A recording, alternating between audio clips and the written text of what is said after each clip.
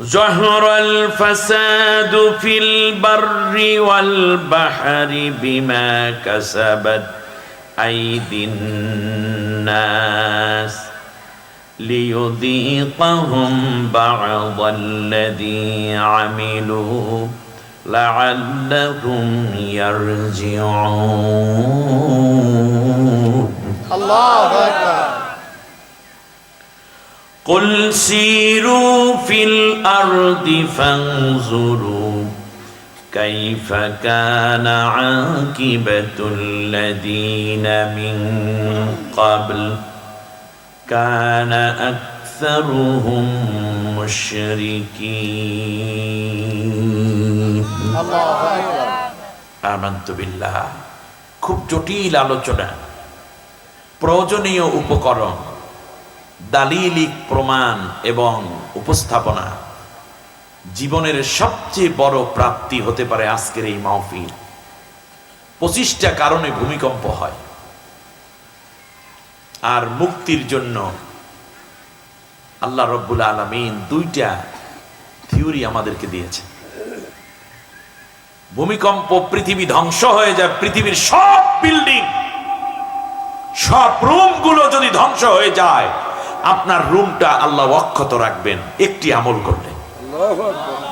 জানার দরকার আছে না নাই? আছে। ইয়েস। আল্লাহ রাব্বুল আলামিন বলেন, শোনো,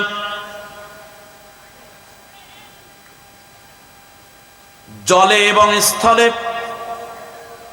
সমুদ্র এবং ভূমিতে, বাসস্থান কিংবা সমভূমিতে যত রকমের বিপর্যয় তোমরা দেখো, জহারাল ফাসাদু ফিল বাররি ওয়াল বাহরি বিমা কাসাবাত আইদিন নাস, এগুলো সব তোমাদের হাতের কামাই।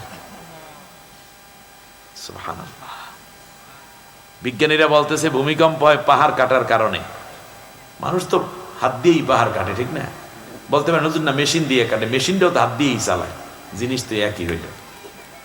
অতএব বোঝা যাচ্ছে এটাও কারণ হতে পারে, কিন্তু আল্লাহ তাআলা বলছেন এগুলো তোমাদের কামাই, তোমাদের কারণে ভূমিকম্প হয়, তোমাদের কারণে আগুন লাগে, অগ্নুৎপাত হয়, বন্যা, জলোচ্ছ্বাস, টর্নেডো, সাইক্লোন, সেখান থেকে ধরে যত রকমের বিপদ আপদ তোমরা দেখো না কেন, এগুলার মূল কারণ তোমরা,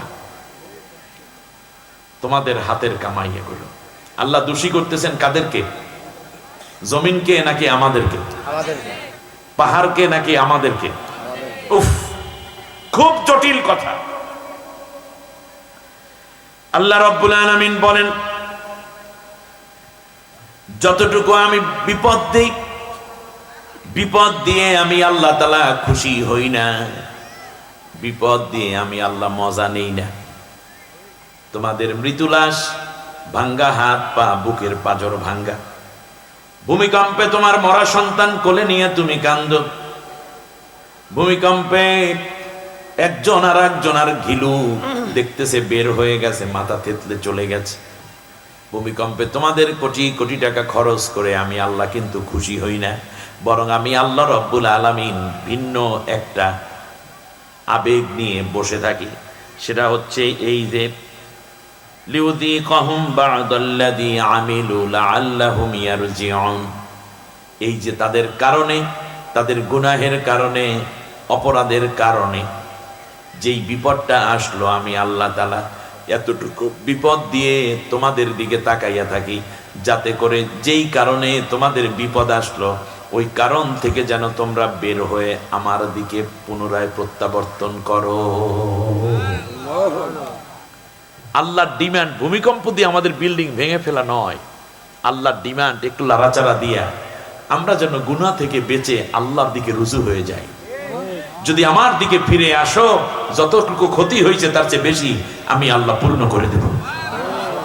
তাহলে ভূমি যে কাঁপতেছে, এর ডিমান্ড কি বড় ভূমিকম্প হওয়া নাকি আল্লাহর দিকে ফিরে আসা? আল্লাহ তুমি আমাদেরকে তোমার দিকে ফিরে যাওয়ার মজবুত ঈমান দান করো, বলেন আমিন। আল্লাহ রাব্বুল আলামিন বলেন, এই পৃথিবীতে বহু জনপদ আমি আল্লাহ রাব্বুল আলামিন ধ্বংস করে দিয়েছি, সেইটা দেখার জন্য যাও কওমে লূত। কওমে আদ, কওমে সামুদ, আসহাবে বিল ফিল। ওই যে আব্রাহা বাদশাহ, এমনি করে করে দুনিয়ায় বহু জাতি আমি আল্লাহ ধ্বংস করে দিয়েছি, ওইটা তোমরা গিয়ে একটু দেখে আইসো। এরপর আল্লাহ তাআলা বলেন, শোনো, এটাই নয়, তার কারণ হচ্ছে ওই জাতির মধ্যে বহু মানুষ বেশি বেশি করে শিরকে লিপ্ত হয়ে মুশরিকে পরিণত হয়েছিল। তাহলে বোঝা যায় ধ্বংসের মূল কারণ দুইটা, একটা হচ্ছে মুশরিক হওয়া, আর একটা হচ্ছে হাত দ্বারা অন্যায় করা। কথা বুঝে আসছে? এটা পাইলাম কোথায়? সূরার নাম সূরা রুম। সূরার নাম কি বলেন? রুম। আয়াত নম্বর 40 এবং 41, সরি 41 এবং 42। সূরাটি অবতীর্ণ হয়েছে মক্কায়, আয়াত আছে 60টি, রুকু আছে 6টি। আমি আপনাদের উদ্দেশ্যে 41 এবং 42 দুইটা আয়াত তেলাওয়াত করেছি এবং তার সরল অনুবাদ করেছি। সম্মানিত ভাইরা, তাহলে আমরা আজকে জানলাম, কোরআন থেকে জানলাম যে ভূমিকম্পের মূল কারণ দুইটা, একটা হচ্ছে হাতের অপব্যবহার, আর একটা হচ্ছে মুশরিক হওয়া।